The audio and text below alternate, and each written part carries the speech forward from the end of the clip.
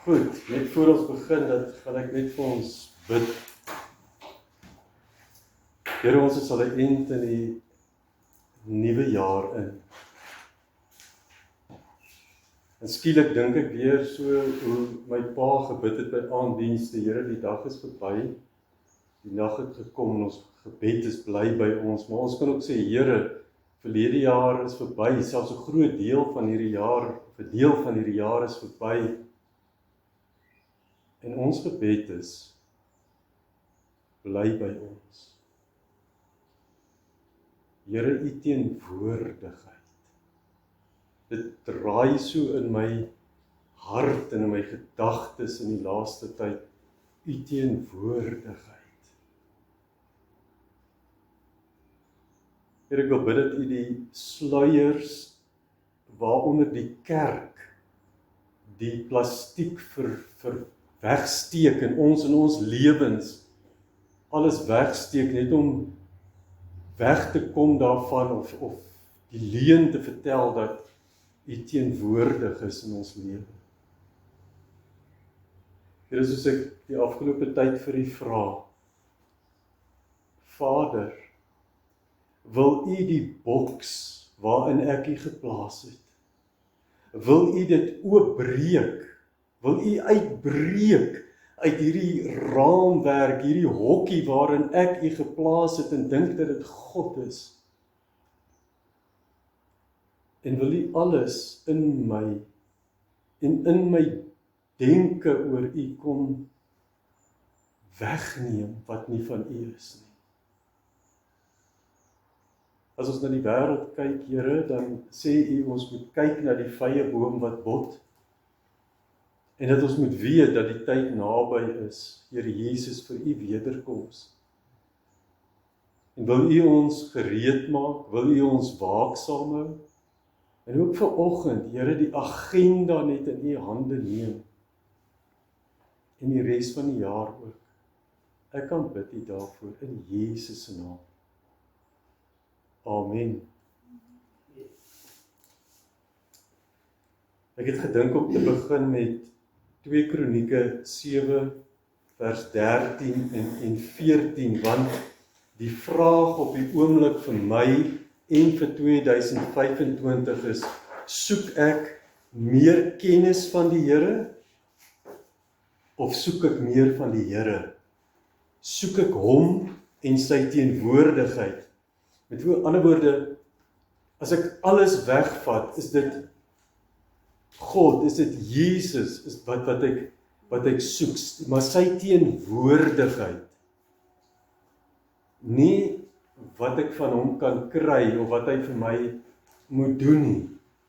Dat mens daai fokus so vernou, en dit is die hoofding wat ek vir myself gesê het, Here, your presence, Lord, your presence, Here, u teenwoordigheid.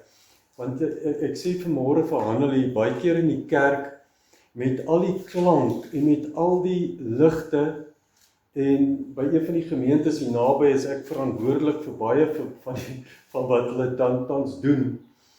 Maar as daai goed wegval, sal dit regtig, sal ons bewus wees van die teenwoordigheid, want ons word so aangekondig, ook in die liedere wat ons sing, God is hier teenwoordig. Die predikant of die pastoor sal sê, die Here is teenwoordig, God is present, hy is hier. Voel julle dit aan? En as gewoonlik toe ek ook die worship gelei het, is daar gitaar se snaar so bietjie af is, dan is die Heilige Gees ook nie vir my so lekker by gewees nie, want ek was so geïrriteerd gewees. Alles moet mooi gel, so ek brei bietjie uit, en toe sê ek vir myself, maar in jou eie lewe, Johan, vanmôre vroeg was ek wakker, en ek het wou niks lees nie, ek wou nie met die Here wees, en net sê, Here, u teenwoordigheid. En toe kom hierdie by my op.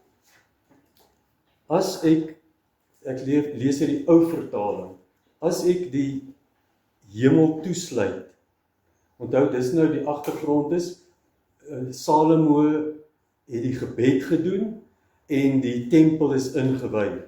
En nou sê hy, as ek die hemel toesluit, dat daar geen reën is nie, of as ek die sprinkaan beveel om die land af te eet, of as ek pes onder my volk stuur en my volk oor wie my naam uitgeroep is, dan begin dit. En ek vanmôre vir myself gesê, hulle verootmoedig, het hy humble themselves, en bid, en my aangesig soek.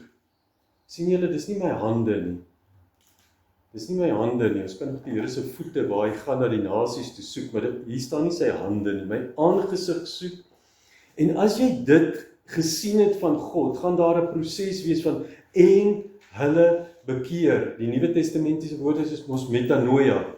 Ek loop in hierdie rigting. Metanoia beteken wanneer daai ontmoeting met die Here is, dan loop ek in 'n totaal ander rigting van hulle verkeerde weë. Dan sal ek uit die hemel hoor, hulle sonde vergewe en hulle land genees.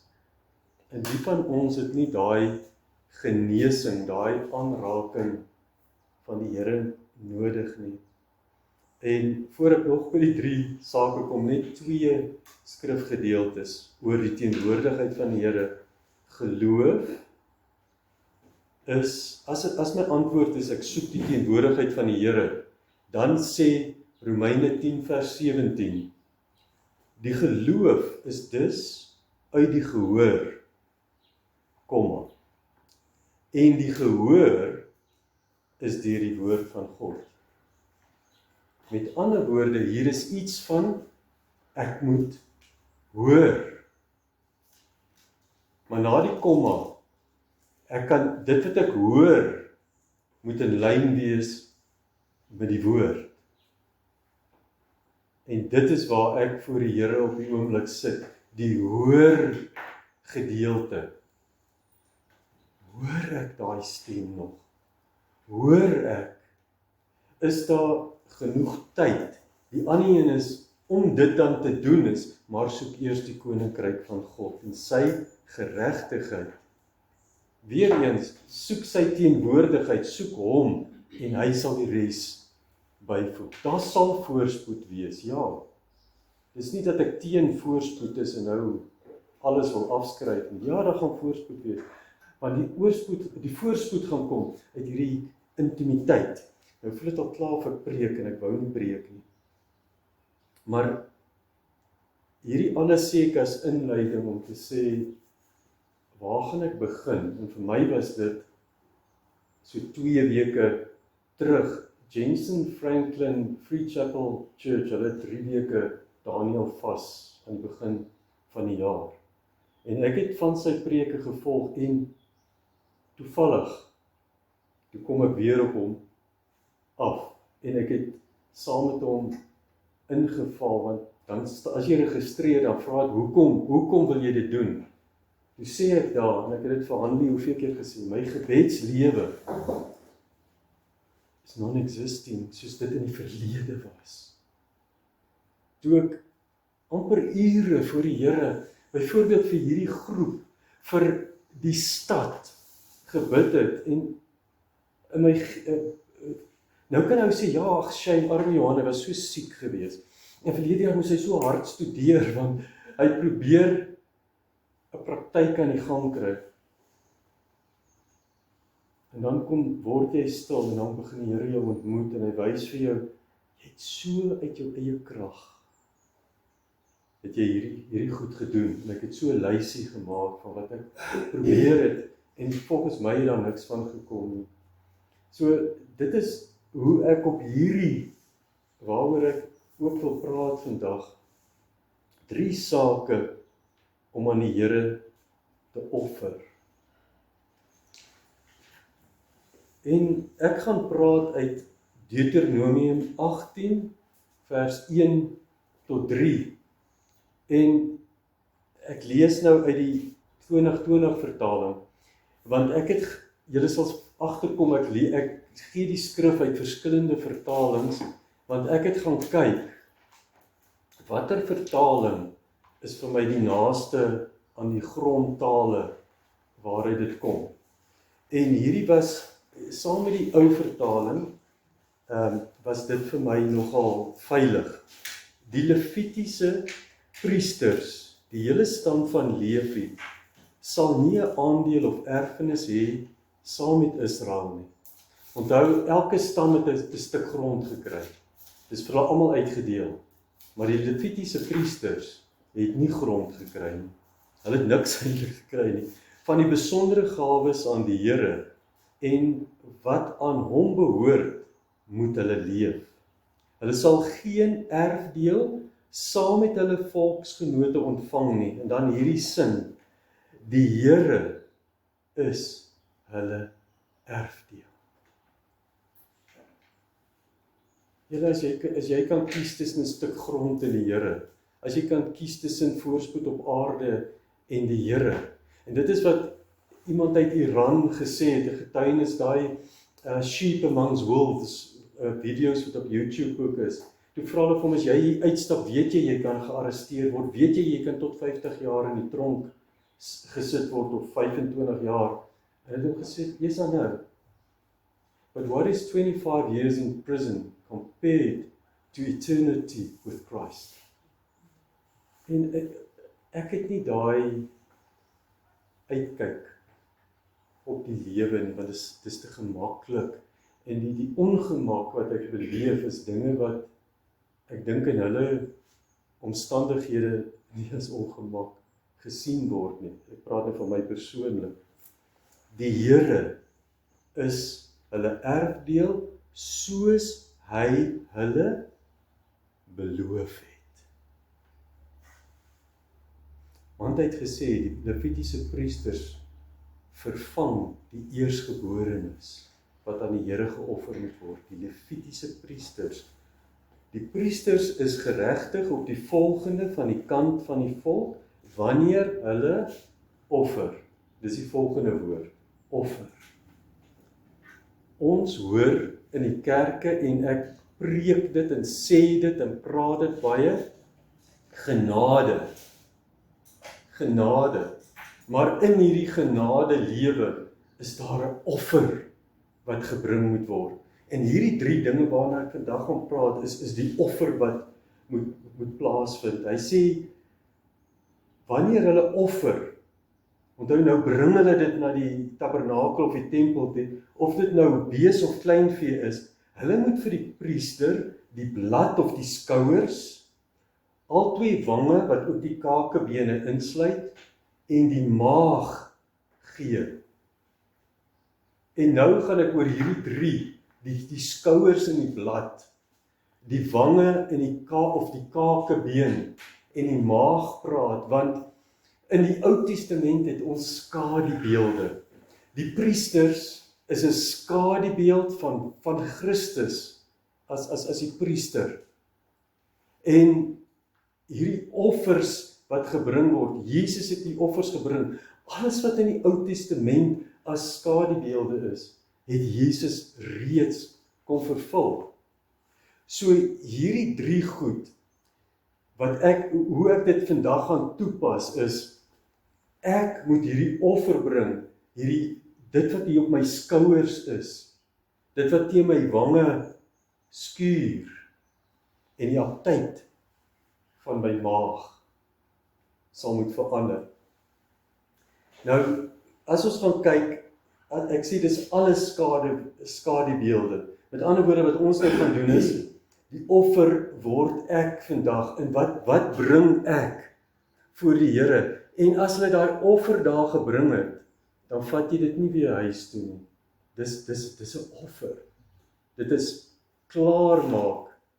Nou weet ek vanuit my praktyk, en dit is nie so maklik om sommer net klaar te maak nie, want daar's goed in 'n ou se onbewuste wat net so seer en vasgesteek het, wat hanteer moet word, en dan is dit baie keer makliker om te laat gaan. Goed, die skouers.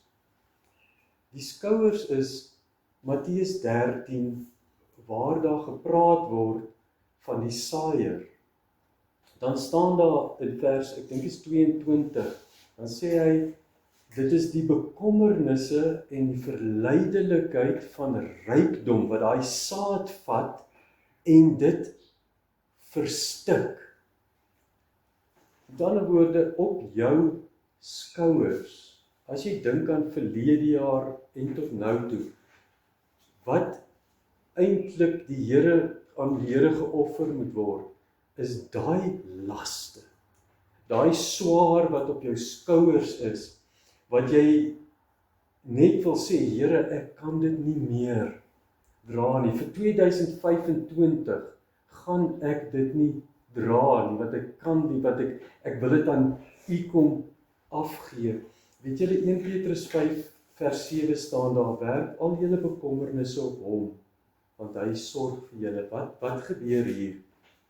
Dis soos 'n kleed in die verbond, soos in die verbond wat omgeruil word. En Jesus het klaar hierdie kleed, wat hy het hom ontledig van sy kleed, en toe vat hy my sondekleed, en hy werp dit op hom. En dis asof dit ek is, wat daar aan die kruis is. Nou sê 1 Petrus 5 vers 7, daai goed wat op jou skouer is, baie keer is dit, weet ons nie, ons dra dit nog by ons en ons is so gewoond geraak daaraan. Wil jy dit nie uittrek en op die Here Jesus kom werp dit weg. En dan het Jesus voor die skrifgeleerdes en die fariseërs gestaan in Matteus 23 vers 3, dat hy vir hulle gesê, die volgende punt is daai Bybelkennis, wat deur mense op my gelees, wat ek baie keer laste op mense lê, wat nie van die Here is nie. Dit moet net die Heilige Gees van ons kom onderskei. Hy het vir hulle gesê, julle moet alles doen en onderhou wat hulle vir julle sê, maar hulle voorbeeld moet julle nie navolg nie, want hulle doen self nie wat hulle sê nie. Hulle bind swaar en ondraaglike laste saam en sit dit op mense se skouers, maar self wil hulle nie 'n vinger verroer om dit te dra nie. Dit is baie keer makliker om met iemand te praat, as om dit self toe te pas. En hier, eintlik wat dit vir my, onthou wat ek nou vir julle sê, is wat ek met myself deurgegaan het. Vir myself het ek gesê, jy het soveel boeke gelees, jy het in soveel kerke gesit, jy het soveel boodskappe gehoor, selfs op YouTube en waar ook al die goed vandaan kom. Is alles van my? Is alles van my? Weet jy, my ma, sy is 'n wonderlike mens, maar hierdie staan nou so negatiewe stukkies. Sy het altyd vir my gesê, Johan, jy doen dit vir die Here. Byvoorbeeld as daar begrafnis was, dan moes ek nou gaan sing by die oom en tannie se begrafnis, sê maar wil nie. Dan sê my, Johan, jy doen dit vir die Here. En later in my lewe, ek was hier in die gemeente, hier in die Larrespark. Eendag toe sê ek net vir myself, Johan, dis nie van die Here. Alles is nie van die Here nie. Alles is nie vir die Here nie. Alles is nie van hom nie en alles is nie vir hom nie. En dan, die volgende puntjie is wat hierdie selfe ma vir my hoeveel keer gesê, let go and let God. En dis die moeilike ene. En dit is waar ek sê, ons moet die teenwoordigheid van die Here begin soek. Want Paulus op die pad na Damaskus, Johannes op Patmos, Esegiel, as jy gaan lees, daar word nêrens gesê, daai ouens het sy geloof het vervlou nie. Toe hulle Jesus eerstaan ontmoet, sy teenwoordigheid, daai presence ervaar het. Weet julle, ek praat oor goed wat ek nie regtig weet wat ek nou sê nie. Want jy hoor in die kerk, dis die presence, dis die presence, maar ek is sensitief vir musiek. So, toe ek Christa Stein se musiek luister, toe ek daai selfe presence gehad. Maar in 'n geval, Christa was 'n kind van die Here, so dit kon dalk gewees het, maar daai sekulêre liedere, daar's baie keer liedere dan moet ek persoonlik moet baie onderskei van, is dit van die Here? Maar hierdie een ding het Paulus gesê, en dis na hy die Jesus ontmoet het, daai teenwoordigheid, ek vergeet die dinge wat agter is, en ek strek my uit na wat voor is, en ek jaag die doel na, om die prys te verkry, van die hoë roeping van God in Christus Jesus. Partykeer het mens net iemand nodig, om jou te help, om van daai ontslae te raak. Dit is hoekom die Here ons vir mekaar gegee het, sodat ons mekaar kan help, want ek verduidelik het baie in my spreekkamer, 80 tot 95% van jou besluite kom van jou instinktiewe brein,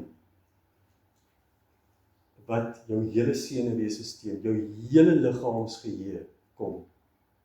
En ek en jy weet nie altyd dat dit 'n rol speel in ons lewe. Maar in elk geval, ek gaan nie verder daaroor praat nie. En dan, maak klaar, volgende punt, met elke dag se laste. As jy kwaad word, moenie Sondag nie, moenie 'n dag kwaad afsluit nie. Moenie die duiwel vat kans gee nie. Weet julle, as dit kom by vergifnis, is daar party van ons wat 20, 30 jaar leef, en dan die Here Jesus gesê, maak nou klaar. Moenie 30 jaar daarmee leef nie. Voor jy vanaand in die bed klim, partykeer is daai seer so groot, dat die seer moet genees, maar ek kan sê, Here Jesus, ek vergewe. Op grond van die kruisdood, help my dat ek hierdie seer in my kan genees. En dan die laaste by hierdie punt is die uitnodiging van die Here Jesus. Wil jy nie hierdie juk wat swaar is afhaal en sy juk opsit nie? Waar in Matteus 11 vers 28 tot 30 sê, kom na my toe, almal wat uitgeput en oorlaai is, en ek sal vir julle rus gee. Neem my juk op julle en leer van my, julle, want ek is sagmoedig en nederig van hart. My kon die Fariseërs vasvat. En julle sal rus vind vir julle gemoed. My juk is sag en my las is lig. Matteus 11 vers 28 tot 30. Eugene Peterson het gesê, learn the unforced rhythms of grace. In message vertaling, is meer 'n parafrase as 'n vertaling. So nou wil ek net vir 'n paar minute vir jou stilte gee. Na aanleiding van dit wat ek nou gesê het, wil ek saam met jou bid. Heilige Gees, wil U aan ons kom openbaar, wat is op ons skouers, wat onnodig is? Wat is op ons skouers, wat nie U las, of U juk en U las is nie? Wat is dit waarmee ons jare loop, wat ons eintlik krom geestelik maak, en wat ons net vanmôre vir U wil kom sê, Here, hier is dit. Ek lê dit, ek moet dit vir die priesters bring. Dis hulle erfdeel. Jesus, dis U erfdeel. En ek wil amper sê, ek is jammer dat ek my goed so vir U moet bring, maar U is die enigste wat vanmôre hierdie juk, wat die wêreld en wat die lewe aan my gedoen het, vanmôre kan wegneem. Ons vertrou U daarvoor in Jesus se naam. Amen. Kom ons sit net so rukkie. Net so in die wat op die Here wag, kry nuwe krag. Hulle vaar op met vleuels soos die arende. Hulle hardloop en word nie moeg nie, hulle wandel en word nie mat nie. Kom ons wag op die Here en hoor dit wat die Gees vir jou sê, en skryf dit dalk neer. Niemand hoef te sien nie. Dat jy net weet, dit wil ek teruggee vir die Here. Kom ons gee 'n paar minute daarvoor.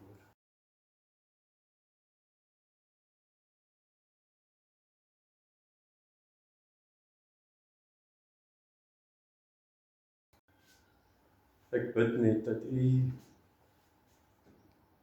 nou sal kom en hierdie lysie sal vat, dit wat op hierdie skouers, Here, ek lê my skouers as 'n offer voor U neer. Ek wy hierdie skouers nou aan U, dat U juk en U las op my sal wees, en nie die wêreld. En Here, ek wil bid, dat as ons nie kans sien om alleen hierdie juk af te laai nie, stuur mense oor ons pad, om saam met ons te bid. Here, gee dat ons soos in Handelinge sal leer, as daar benoudheid is, bid. As daar vrees is, bid. As daar angstigheid is, bid. As daar tekort aan finansies is, bid. As daar gesondheid is, bid. Maar bo dit alles, Here, kom en vul hierdie ruimte met U teenwoordigheid. Want daai leemte is nou gelaat, wat ek net by U laat. Kom vul daai ruimte nou met U self. O, Here, kom vul ons met U Gees. En ek kan bid. Amen. Die tweede een is wange. Wange is hierdie aanstoot wat ek neem in die lewe. Daai, sommige vertalings verwys na albei kakebene. Daai waar jou kakebene so styf word, waar hierdie kiewe, wat is hierdie gedeelte, jy kan mos sien as iemand dit so aan die werk is, daai spiertjies, want hierdie gedeelte is die toegang tot jou, kom ons sê jou limbiese sisteem, jou emosie gedeelte van jou brein is van hier af. Ek neem waar dat iets in my lewe gebeur. En nou neem ek waar deur my sintuie, wat ek sien, hoor, proe, ruik. Sê maar dat daai persoon het sekere woorde gesê. Nou hoor ek dit in 'n ander omstandighede. En skielik is daar gedagtes, herinneringe wat by my opkom. En daai gedagtes vorm 'n emosie. En daai emosie dryf 'n reaksie. En as daai reaksie nie, as my lewe nie oorgegee is aan die wil van God nie, soos toe ons begin het hier in die groepie, daai gebede, en ek bind my wil aan U wil, Vader. As ek nie op die rug letterlik van God vasgemaak word, en hy my ronddra nie, dan gaan hierdie wat ek nou genoem het, die impuls, dit wat ek beleef het, en die gedagtes en die herinneringe en die emosie, gaan, as my wil nie aan God oorgegee word nie, wat my wil is die petrol op die vuur, gaan dit 'n resultaat lewer, as dit negatief is, wat ontploffing baie keer is, en, ekskuus tog, verhoudings verbreek. Ons sê, in die spreekkamer waar ek is, as jy ontplof, beskadig jy ander mense, maar as jy inplof, as jy dit inhou, dan beskadig jy jouself, want dit is die twee reaksies wat kan plaasvind, en dan is daar 'n resultaat, positief of negatief. Maar dit beteken, dat hierdie wat so my wang geskuur het, Matteus 6 vers 29, Matteus 6 vers 29, ekskuus, nou iets.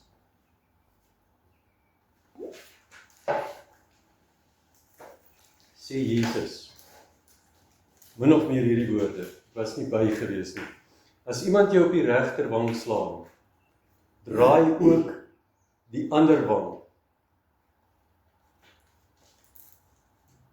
Paulus is letterlik geslaan. Jesus is letterlik geslaan. Maar hulle het nie gereageer en teruggeboks nie. Hierdie is eintlik 'n metafoor van as iemand hierdie wange van jou so daar klap of skuur, wat is jou reaksie? Want jy sien nou weer die teenwoordigheid van die Here wat my verander het. Weet julle, dit is net die Heilige Gees. Ons almal het 'n hele geskiedenis wat hier in ons senuwese steen ons liggaamsgeheue en ons reageer daarop. Nou moet die Heilige Gees kom. En hy moet dit kom verander.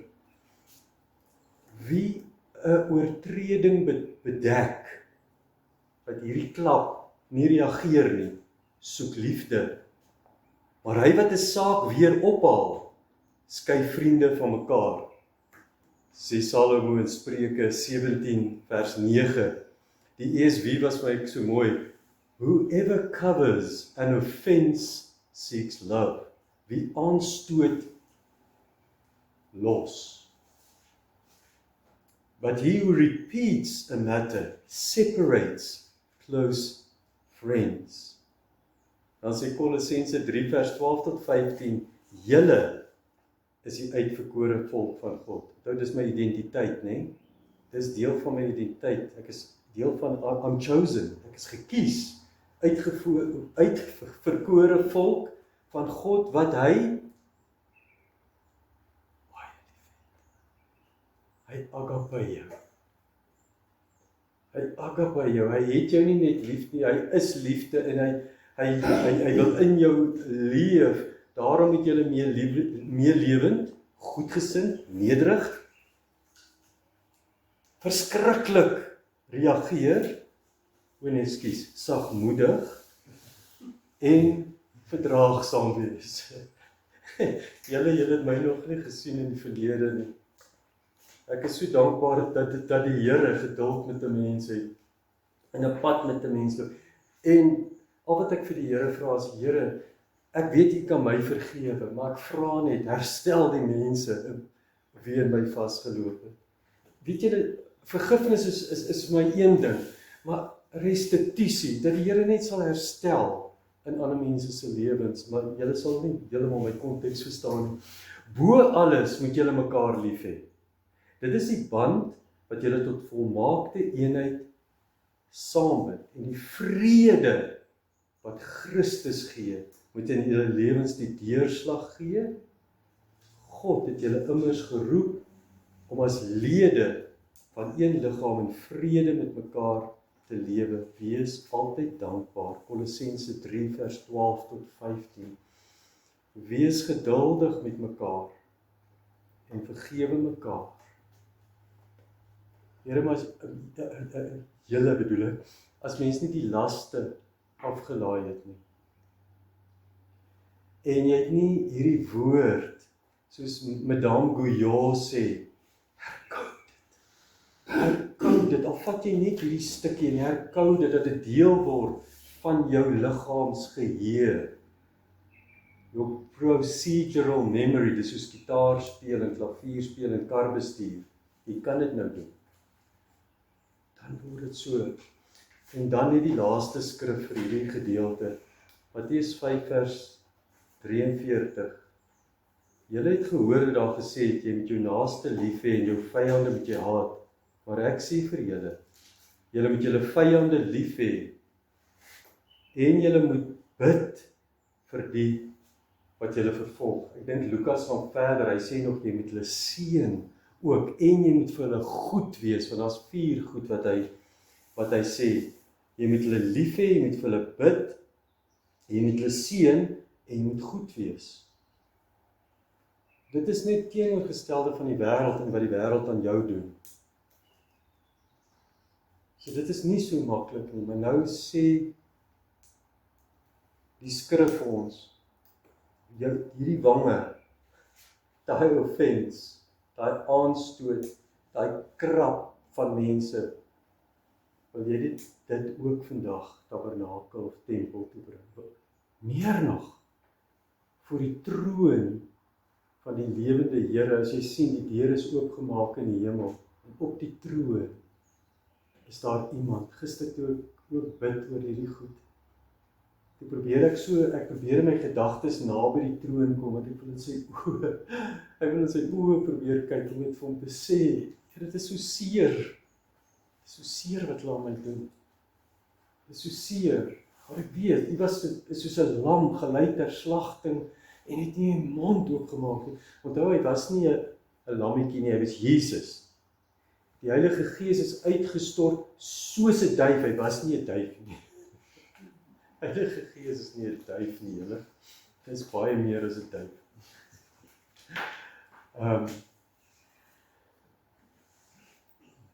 Ek wil vir jou nou weer 'n oomblikie gee. Onthou net wat François Vosloo vir my gesê het. Hierdie is net die eerste stap in geloof. En ons vertrou die Here dat hy die genesing kan gee van dit wat hierdie so seer gemaak het.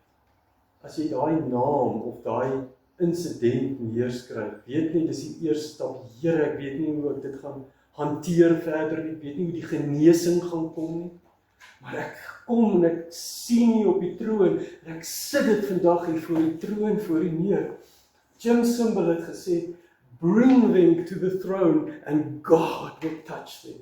Vat jouself en jou seer, en hierdie offense, hierdie aanstoot wat jy geneem het, daai van, weet jou ruggie word so styf, amper seker woord.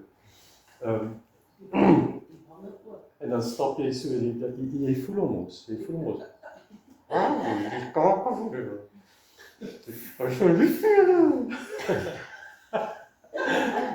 Maar die Bybel sê, ek moet dit sê. Goed, kom ons word net vir 'n oombliekie stil. En net daai eerste stapie in geloof, en gee dit vir die Here.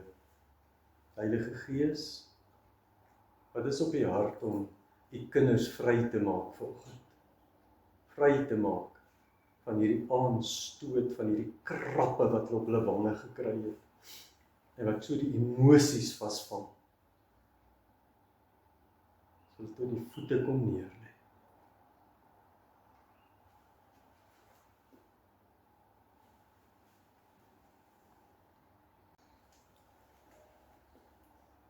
Here, ons bring hierdie lysie van name of insidente net voor U. En offer dit vanmôre aan U, omdat U klaar die prys hiervoor betaal het. Maar Here, omdat U vrymaking ook wil verklaar, dat daai wange is nie meer, daai insidente is nie meer deel van my lewe. Ek vat dit nie terug huis toe nie, ek wil dit vir U kom gee. En Here, as daar genesing moet wees, bring hierdie genesing. Maar hierdie is die eerste stap, Here, in geloof lê ons dit voor U neer, met die vertroue dat U die pad van genesing, herstel sal loop, dat U mense oor my pad sal stuur van U keuse, om saam met my hierdie paadjie te loop. Was ons met U bloed, Here Jesus. Die bloed gestort vir my. O, en ek hoor net hierdie woorde, dit is Jesus wat my roep. Dit is Jesus wat my roep.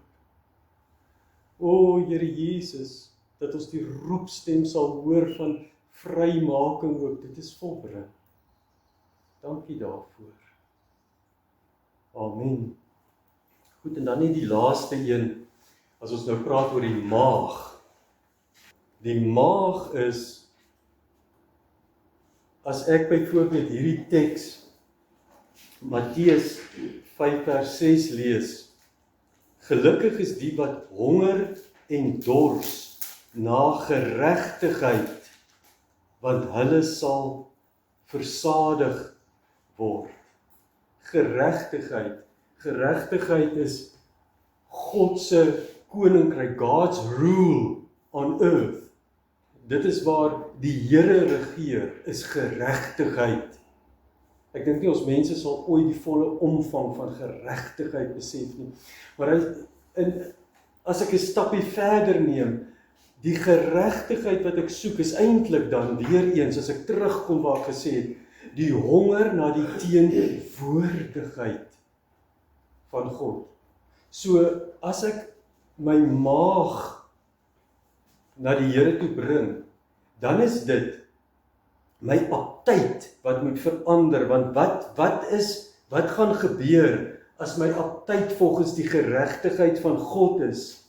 En dit sien ons in Johannes 7 vers 37 tot 39, en op die laaste dag, die groot dag van die fees, dis die loofhuttefees, Sukkot, het Jesus gaan staan en uitgeroep, as iemand dors het, julle sal onthou dit was die waterseremonie, waar die water deur die hoëpriester by die Bad Siloam geskep is, en dan het hulle al singende en dansende gegaan, en as hierdie water om die offeraltaar, die brandofferaltaar uitgegiet, en dis by sulke geleenthede waar Jesus groot uitsprake gemaak het, en terwyl hulle daar so besig is in die tempel, en hierdie water so giet, toe sê hy, as iemand dors het, laat hom na my toe kom en drink. Hy wat in my glo, soos wat die skrif sê, stromende, lewende water, sal uit sy binneste vloei. Dit het hy van die Gees gesê, wat die wat in hom glo sou ontvang. Die Gees was immers nog nie daar nie, omdat Jesus nog nie verheerlik was nie.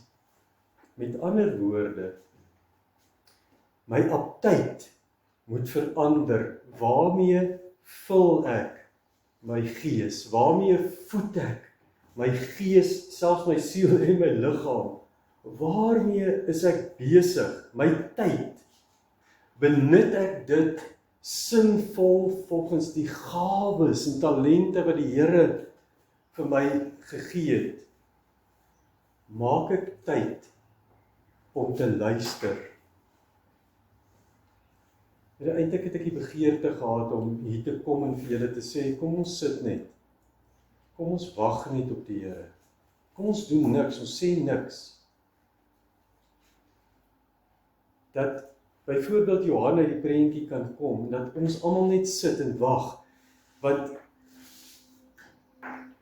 die teenwoordigheid wat Paulus beleef het op Damaskus, en almal om hom, hy het die stem gehoor, hulle het net die lig gesien. Dit wat Johannes op Patmos beleef het, dit moet die honger word. Want ek moet my aptyt verander, daar moet 'n honger, 'n ander honger, nie 'n honger na sosiale media, nie 'n honger na YouTube, en al hierdie tipe goed, 'n honger na wat ook al. En toe dink ek aan die skrifgedeelte, het ek dit neergeskryf, ek het nie. Wat die Here vir my gesê het,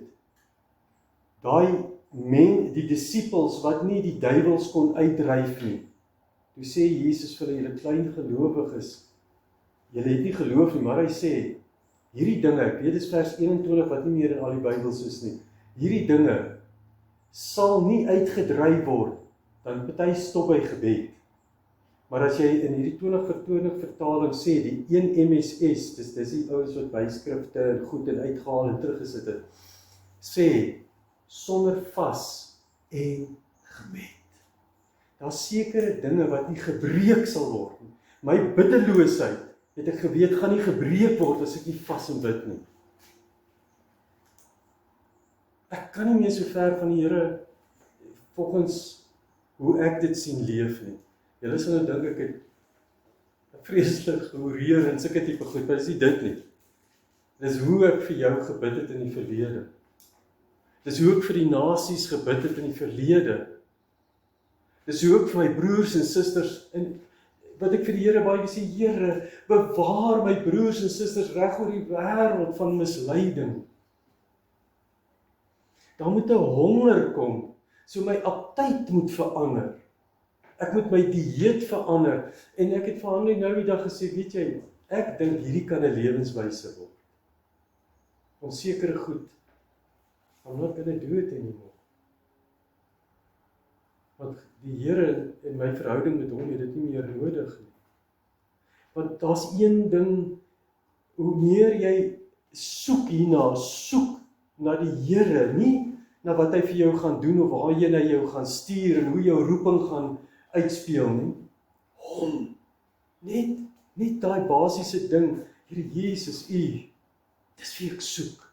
As ek net daai teenwoordigheid kan beleef, dan moet 'n honger kom, maar ek moet nou eers dit wat in hierdie pens was, dit wat hy gevra het, smag, hierdie Hallmark flieks, Johan het hulle gekyk, 3, 4, 5, 6 'n dag, wat ek neersit en dink, my oë is seker vierkantig, tot op 'n punt, toe sê ek, Here, dit kan nie so nie, ek bid nie meer soos ek gebid het nie.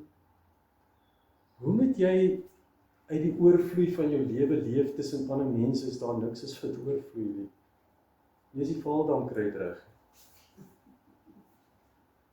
En hy is maar 'n dam. So, alles kom terug by die honger.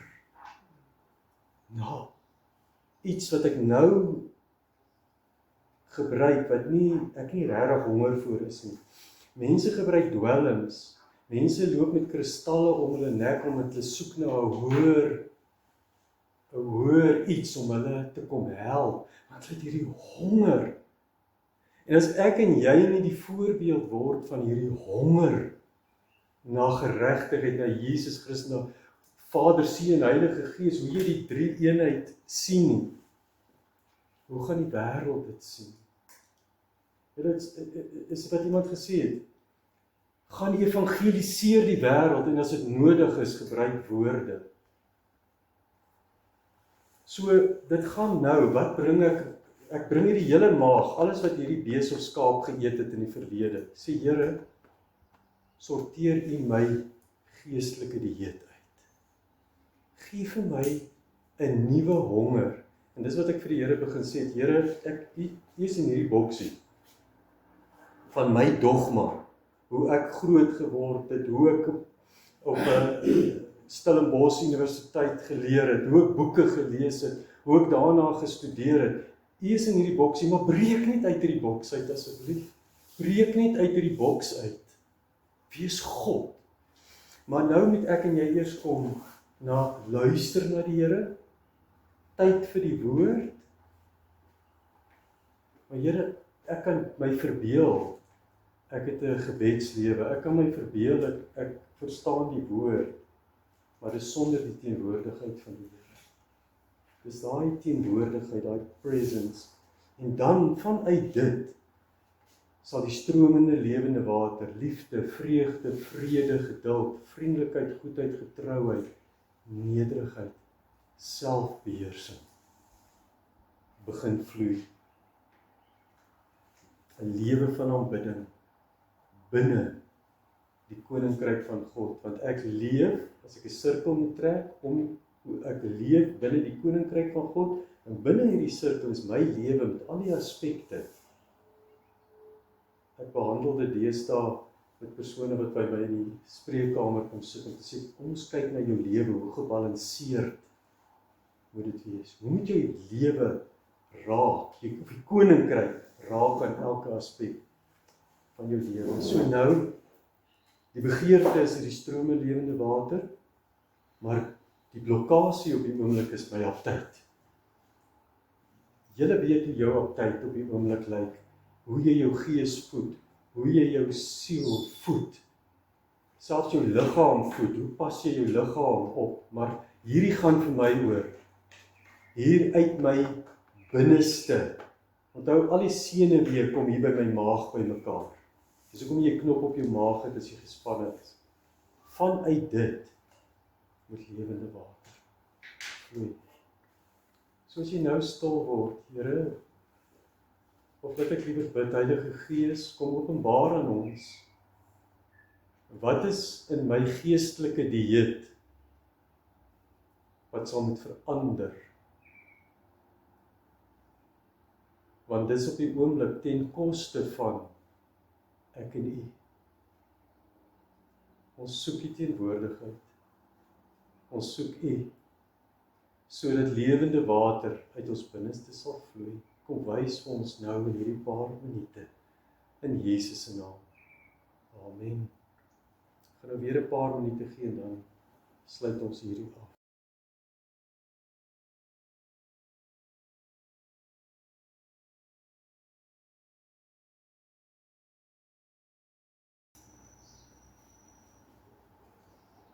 Here, ek weet nie hoe die antwoord op my gebed gaan lyk nie. Heilige Gees, gee my 'n honger na Jesus. Gee my 'n honger om Vader en Vader se hart te leer ken.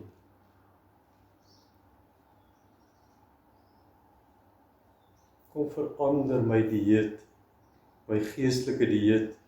Here, maak op my so sensitief dat ek onmiddellik sal weet, hierdie steel van my. Steel van my in my gedagtewêreld, die beelde wat ek en die voorstellings wat ek in my kop vorm as gevolg hiervan, steel van my. Dankie daarvoor. Ek kan bid U daarvoor in Jesus se naam. Amen.